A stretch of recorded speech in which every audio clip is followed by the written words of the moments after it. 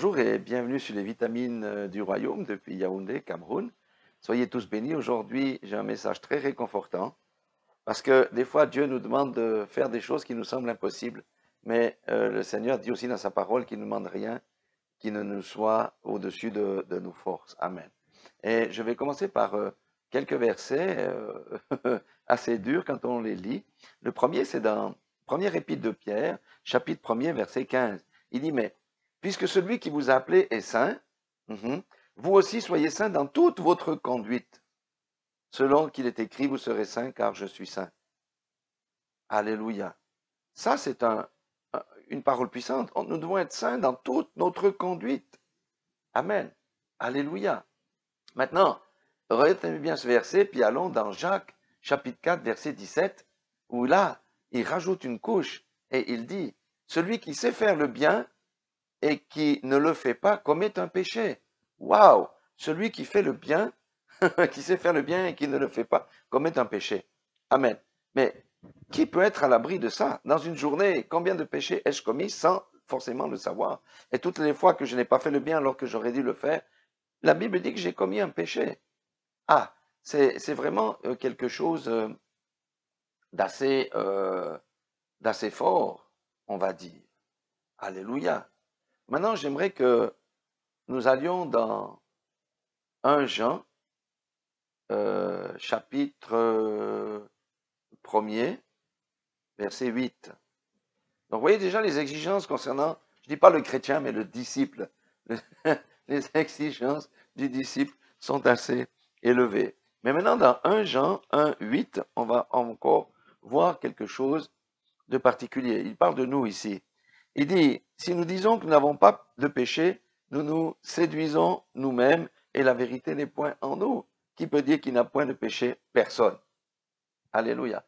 Et je rajouterai dans la même ordre d'idée, Psaume 19, verset 12, ça c'était David qui élevait les mains vers Dieu et disait, mais qui connaît ses égarements? Et moi je me pose la question, est-ce que je connais tous mes égarements? Non. Et David dit, pardonne-moi ce que j'ignore. Amen. Alléluia. Donc d'un côté, on doit marcher dans la sainteté de la conduite, d'accord? On ne doit pas de péché, mais de l'autre côté, il dit que si nous disons que nous n'avons pas de péché, nous le faisons menteur et la vérité n'est point en nous. Et David rajoute, mais il y a des tas d'égarements qu'on ignore. Comment sortir de ça? Eh bien, le Seigneur nous donne déjà une première solution. C'est dans 1 Jean 1, verset 9. Il dit, si nous confessons nos péchés, il est fidèle et juste pour nous les pardonner et pour nous purifier de toute iniquité. Amen. Ça, c'est pour les péchés que l'on connaît. Quand le Saint-Esprit nous accuse, quand nous savons que nous avons fait le mal, nous nous mettons à genoux, nous demandons pardon, le sang de Jésus nous purifie. Nous abandonnons notre péché et nous continuons notre route. Si nous avons des péchés récurrents, il faut passer par la délivrance parce que c'est au-dessus de nos forces. Je reviendrai là-dessus lors d'une autre vidéo. Amen. Maintenant, ça c'est pour les péchés connus. Maintenant, regardez, je vais vous donner deux versets qui nous montrent aussi que le Seigneur a une porte de sortie pour les égarements que nous ignorons. C'est 1 Jean, toujours chapitre 1er, et c'est le verset 6. Il dit, si nous disons que nous sommes en communion avec lui, que nous marchons dans les ténèbres, nous mentons et nous ne pratiquons pas la vérité. Mais si nous marchons dans la lumière, comme il est lui-même dans la lumière, nous sommes mutuellement en communion et le sang de Jésus nous purifie de tout péché. Amen. Alléluia. Si nous avons une vie droite, si nous marchons dans la droiture, si nous confessons nos péchés, même les péchés que nous ignorons, nous sont pardonnés parce que nous marchons dans la lumière. Vous savez, nous n'avons pas encore atteint la sainteté parfaite de Dieu parce que nous vivons encore dans un corps de chair. C'est pour ça que tout homme pêche, qu'il soit bishop, qu'il soit pasteur, qu'il soit brebis. Maintenant, c'est comment comprendre comment Dieu fait les choses. Et je terminerai par un verset très important dans Hébreux 5, 9, qui est un véritable réconfort pour tous ceux qui obéissent.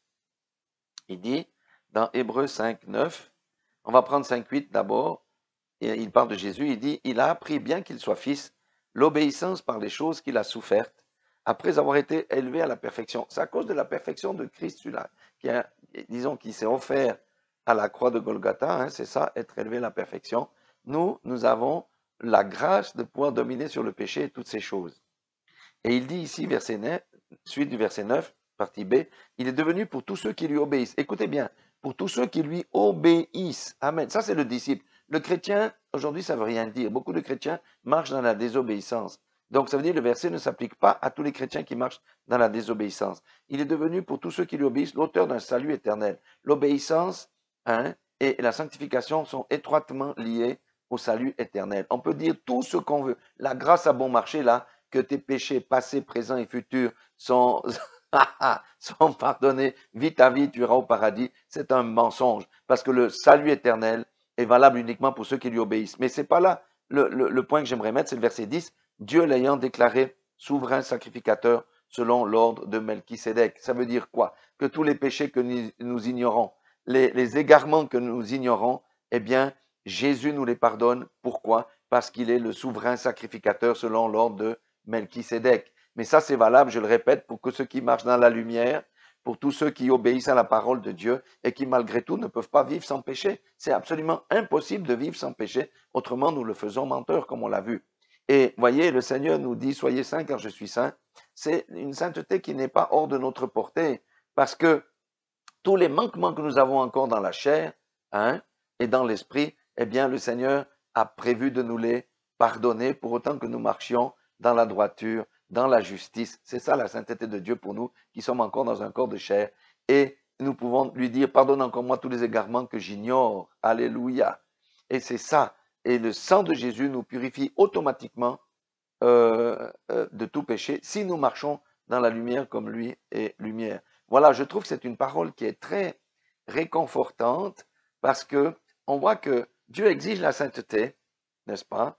Dieu exige de marcher sans péché, mais il sait que c'est impossible pour nous, mais c'est à cause de ça que Jésus est mort à la croix. C'est pour que nous puissions nous repentir, changer de voie ou demander pardon lorsque nous avons fait des péchés de manière consciente, et il nous pardonne aussi les péchés que nous avons commis toutes les fois que nous n'avons pas fait le bien alors que nous l'aurions dû faire. Mais ça, c'est le sang de Jésus parle en faveur de qui? Uniquement en faveur de ceux qui lui obéissent et qui marchent dans la sanctification. Car nous vivons dans les temps de ténèbres et il faut que Apocalypse 22, 11 s'accomplisse parfaitement. Et il dit que celui qui est injuste soit encore injuste et que celui qui est souillé se souille encore et que le juste pratique encore la justice. Voilà ce que je voulais partager avec vous. Soyez tous bénis dans le nom puissant de Jésus-Christ. Sachez que l'amour de Dieu envers nous est immense et la moindre des choses, c'est de le lui rendre en le mettant à la première place dans notre vie. Soyez tous bénis dans le nom puissant de Jésus.